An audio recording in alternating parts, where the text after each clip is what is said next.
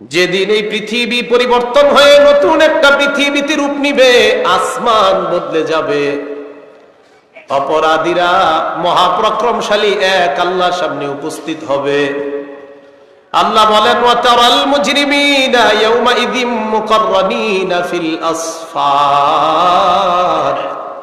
অপরাধী যারা, তাদেরকে দেখবেন শিকলে বেঁধে বেরি পরায়া দাগী আসামির মতো কিয়ামতের ময়দানে উপস্থিত করা হবে। সারাবিলুহুম মিন কাতিরাব ওয়া তাগশা ওয়ুজুহাকুমুন নার। তাদের শরীরের পোশাক হবে আল কাতরার পোশাক, চেহারাগুলা আগুন ঝলসে দিবে। কঠিন পরিস্থিতি হবে।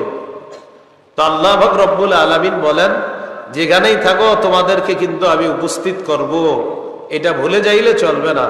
সূরা আনআমের ৩২ নম্বর আয়াতে আল্লাহ বলেন, ওয়ামাল হায়াতুদ দুনিয়া ইল্লা লাইবু ওয়া লাহ ওয়ালাদ-দারুল আখিরাতু খায়রুল লিল্লাযিনা ইয়াত্তাকুন। পার্থিব জীবন, দুনিয়ার জীবনটা খেল তামাশা ছাড়া আর কিছু না।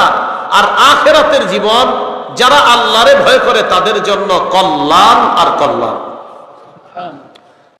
জামিয়া মুহাম্মদিয়া নুরিয়া আলিটেক মাদ্রাসা কর্তৃক আয়োজিত ৫৯তম বার্ষিক ইসলামী মহাসম্মেলনের প্রথম দিনের সম্মানিত সভাপতি আলহাজ মোহাম্মদ জাকির হোসেন, দেশের শীর্ষস্থানীয় উলামায়ে কেরাম আলোচনা পেশ করেছেন। উপস্থিত হযরত উলামায়ে কেরাম, মুসলমান ভাইরা,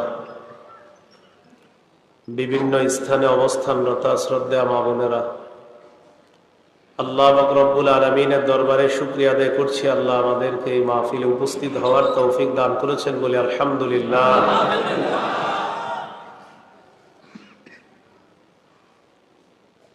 আমি আপনাদের সামনে সূরা আলা থেকে একটি আয়াতে কারিমা তেলাওয়াত করলাম। আয়াতে আল্লাহ পাক রব্বুল আলামিন দুনিয়ার জীবন আর পরকালের জীবন নিয়ে আলোচনা করেছেন। দুনিয়ার জীবন হলো ক্ষণস্থায়ী, পরকালের জীবন হলো চিরস্থায়ী। আল্লাহ কয়, বাল তুসিরুনাল হায়াতাদ দুনিয়া, তোমরা ক্ষণস্থায়ী জীবনকেই প্রাধান্য দিচ্ছ।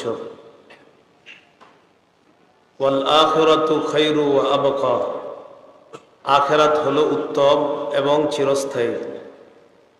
রাসূলুল্লাহ সাল্লাল্লাহু আলাইহি সাল্লাম বলেন, আসিরু মা ইয়াবকা আলা মা ইয়াফনা, যা ধ্বংস হয়ে যাবে এটার উপর তোমরা প্রাধান্য দাও, যেটা কখনোই ধ্বংস হবে না। এই পৃথিবীর জীবন ধ্বংস হয়ে যাবে, আখিরাতের জীবনে আর আমাদের মরণ হবে না। পৃথিবীতে একবারই মৃত্যুবরণ করব। লা ইয়াযুকুনা ফীহাল মাউতা ইল্লাল মাউতাতাল উলা, মানুষ একবার মৃত্যুর স্বাদ গ্রহণ করবে, আর স্বাদ গ্রহণ করবে না। আখিরাতে যাদের শাস্তি হবে তাদের মনে হবে চারদিক থেকে আযাব, মৃত্যু তাদের কাছে আসতেছে। আল্লাহ বলেন, ইয়াতিহিল মাউতু মিন কুল্লি মাকানি ওয়া মা হুয়া বিমাইয়িত, চারদিক থেকে মরণ আসবে কিন্তু তারা মরবে না। এই জন্য আমরা যারা ঈমানদার, এই ঈমানদাররা দুনিয়া যখন কামাই করব, দুনিয়া তো হালাল ভাবে কামাই করা দোষের না। হালাল ভাবে দুনিয়া কামাই করা, এই দুনিয়া হালাল ভাবে কামাই করতে গিয়ে আমাদের মাকসাদ যেন আখিরাত থাকে।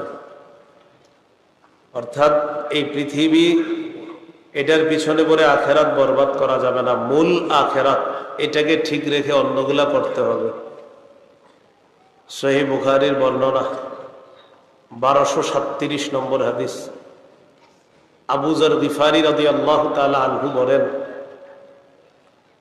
একদিন রাসূল সাল্লাল্লাহু আলাইহি সাল্লামের সাথে হাঁটতেছিলাম। রাসূলুল্লাহ সাল্লাল্লাহু আলাইহি সাল্লাম চাঁদের আলোতে হাঁটতেছেন, আমি একটু দূরে হাঁটতেছি। জানান্তু আন্নাহু ইয়াকরাহু আইয়ামশিয়া মাআহু আহাদ, আমার মনে হলো নবীর সাথে এখন কেউ হাঁটাটা নবী পছন্দ করতেছে না, তাই আমি দূরে দূরে হাঁটতেছি, নবীও একটু দূরে আছে। ফালতাফাতা ইলাইয়া, হঠাৎ আমার দিকে তাকাইছে, তাকিয়ে বললেন, মান, কে? দূর থেকে আমি বললাম, আবু যর, হুজুর আমি আবু যর। রাসূলুল্লাহ সাল্লাল্লাহু আলাইহি সাল্লাম বললেন, তাআল আবু যর, এদিকে আসো। বক্স বন্ধ করে দেন, মাইক রাখেন চালু, আওয়াজ কমান। রাসূল সাল্লাল্লাহু আলাইহি সাল্লাম বললেন, আবু যর এদিকে আসো। তা আবু যর গিফারি রাদিয়াল্লাহু তাআলা, বাস এতটুকু রাখেন, আর মেশিনে হাত দিয়েন না, দূরের আওয়াজটাও বাড়ায় না, দূরের আওয়াজ বাড়ায় না, আগের মতোই রাখেন। হ্যাঁ, আবু যর গিফারি রাদিয়াল্লাহু তাআলা আর নবীজির কাছে আসছে। এখন নবীজি আর আবু যর একসাথে চলতেছে। রাসূলুল্লাহ সাল্লাল্লাহু আলাইহি সাল্লাম বললেন, আবু যর, ইন্নাল মুকসিরিনা হুমুল মুকিল্লুনা ইয়াউমাল কিয়ামাহ, দুনিয়াতে বেশি সম্পদশালীরা আখিরাতে সওয়াব একদম কম হবে।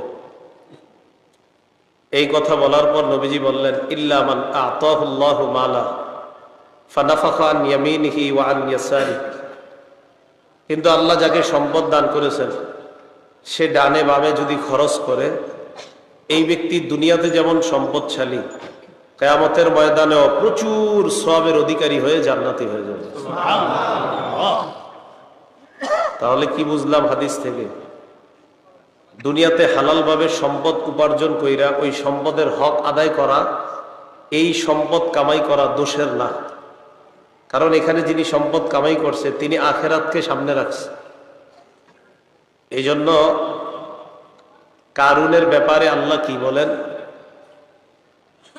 ওয়াবতাগি ফীমা আতাকাল্লাহুদ দারাল আখিরাহ, তুমি তালাশ করো, ফীমা আতাকাল্লাহ, আল্লাহ তোমাকে যা দান করেছেন এটার মাধ্যমে তুমি তালাশ করো আদ-দারুল আখিরাহ, আখিরাতকে। দেখেন কি বলতেছে, আল্লাহ তোমাকে যা দান করেছেন এটা দিয়ে তুমি আখিরাত তালাশ করো। তাহলে এখানে কি বুঝলাম, আল্লাহ আপনাকে সম্পদ দান করলে যদি আপনি এটা দিয়ে আখিরাত তালাশ করেন, এর মানে আপনি যাকাত দিতে হবে, সদকা করতে হবে, আত্মীয়দের সম্পর্ক বজায় রাখতে হবে, তাদের হক আদায় করতে হবে, তাহলে আপনি এই দুনিয়ার সম্পদ দিয়েও আপনি আখিরাত কামাই করতে পারবেন। আর আপনাকে তো বলে নাই সব দিয়ে দিতে, আল্লাহ তো বলছে, ওয়ালা তানসা নাসিবাকা মিনাদ দুনিয়া ওয়া আহসিন কামা আহসানাল্লাহু ইলাইক, আল্লাহ তোমাকে যে অনুগ্রহ করেছেন তুমিও অন্যদেরকে অনুগ্রহ করো। আমরা যে বিষয়টা শিখলাম এখান থেকে, দুনিয়া ইকু দিয়েন না। কোনো মাহফিলে ইকু চললে আমি ওই মাহফিলের শ্রোতাও হইতাম না জীবনেও। আর আমি জিন্দিগিতে গেছি সম্ভবত একটা মাহফিল বা দুইটা মাহফিলে, ছাত্র জীবনে, আর জীবনে আমি মাহফিলে যাইনি। ইকু দিয়েন না। তো আল্লাহ পাক রব্বুল আলামিন বলেন, ওয়াবতাগি ফীমা আতাকাল্লাহুদ দারাল আখিরাহ, আল্লাহ তোমাকে যে সম্পদ দান করেছেন এটার মাধ্যমে তুমি আখিরাত কামনা করো, আখিরাত চাও। এখান থেকে বোঝা যায় দুনিয়াতে যদি সম্পদ কামাই করি, এই সম্পদ সঠিকভাবে ব্যয় করলে আখিরাতেও ওই ব্যক্তি প্রচুর সওয়াবের অধিকারী হয়ে জান্নাতি হয়ে যাবে।